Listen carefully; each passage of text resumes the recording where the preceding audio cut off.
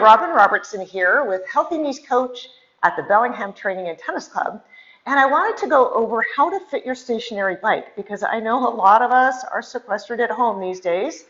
And you might want to know the best way to make your bike fit so that you protect your knees. I love the bike as a tool to help your knees be healthier, but it won't help you if it's not fitted correctly. So, first place to start is the seat height. How high should your seat be? Here are some quick guidelines. First, stand next to your bike, lift one leg up to create that hinge in your hip. Poke that hinge with your thumb and find the bone that's sticking out in the front, called your anterior superior iliac spine. Lower your leg down, keep poking that hip bone, and that's the height you'll want your seat to be at. Now you can see this seat is set too high. So I'm going to go ahead and drop it down. I'll do that test again. Lift up my leg, poke my hip bone. It's just above the crease in your leg. And lower my leg down. And now my seat is fitted nicely right under my hand. So that looks like a good place to start. It's not always where you want to go, but it's a really good place to start. Okay, and then testing if this is the right height or not is this next portion. Put the balls of your feet on the pedal. Make sure it's the balls of your feet, not the arch of your feet. And bring one pedal down so that the pedal is as far away from you as possible. That's almost straight down to the bottom, but not quite. It's a little bit in front. Then take your heel and put it on the pedal. With that pedal as far away from you as it can be, your leg should be straight. And that's an indicator that your seat's at the right height.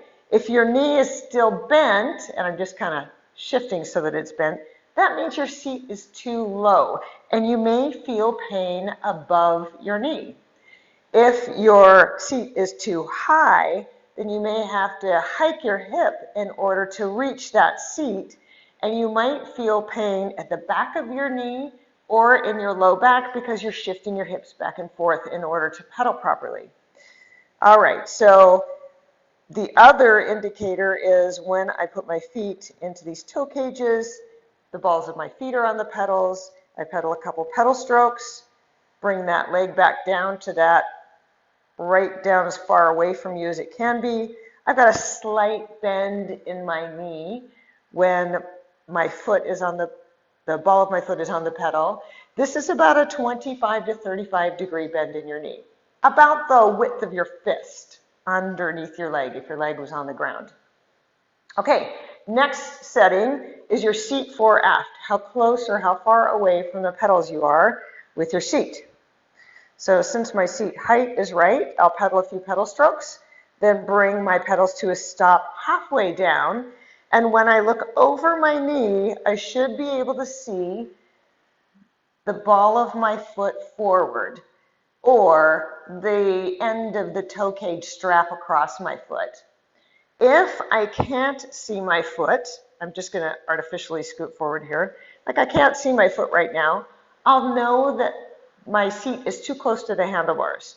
If I see way more of my foot, if my seat was way back here, like I can see the front of my shin or I can see the laces on my shoes, then I would know that my seat is too far back. So proper position with your sit bones on the widest part of the seat and the ball of your foot on the pedal is when your pedals are halfway down, looking, and you're in the cycling position, you look over your knee, you can see the ball of your foot forward. All right, we're looking good for our lower end adjustments. Now for the upper end. When you are reaching forward to your handlebars right now, if you look at my arms, you can see I'm more than 90 degrees from arm to torso. Too much reach puts too much stress in your shoulders. We want to make sure that your shoulders are relaxed, that you've got about an 80 to 90 degree range from arm to torso, allowing you to have slightly bent elbows. So I'm going to need to move my handlebars in. And then torso lean is a matter of comfort. The more lean you have, the bigger potential you have to use your butt muscle in your pedal stroke, because when you're pushing down on your pedals, you're using glutes, quads. When you're lifting up, you're using hamstrings, hip flexors. So glutes, quads, hamstrings, hip flexors. The bigger the bend, the more butt you can engage, and your butt muscle is your biggest muscle in your body, so we want to engage that butt muscle. Again, it's a matter of comfort. If you have back issues, you might want to be more upright. So I want to lower and bring the handlebars closer to me. Handlebars don't need to be below where your seat is, as if you were riding your road bike outside, because you don't need to be in that crouched down arrow position since you're not moving through the air. So a comfort position is important for your arms. I'm going to go ahead and bring down my handlebars. They'll be a little above where my seat height is because I am used to leaning forward on my bike. So I prefer this position, want to use as much butt muscle as I can. And then I'm going to bring forward the handlebars a little bit closer to me, not all the way in.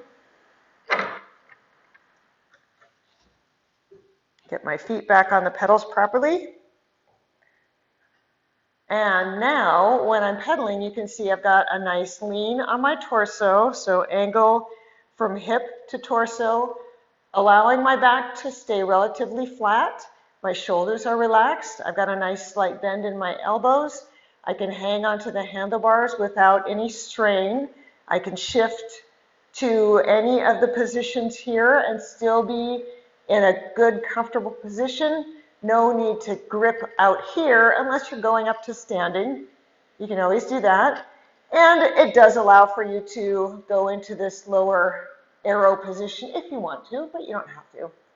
All right, and that's how you make your bike fit so that you're protecting your knees, you're in a good position to use the muscles in your legs, and you'll get the most out of your ride.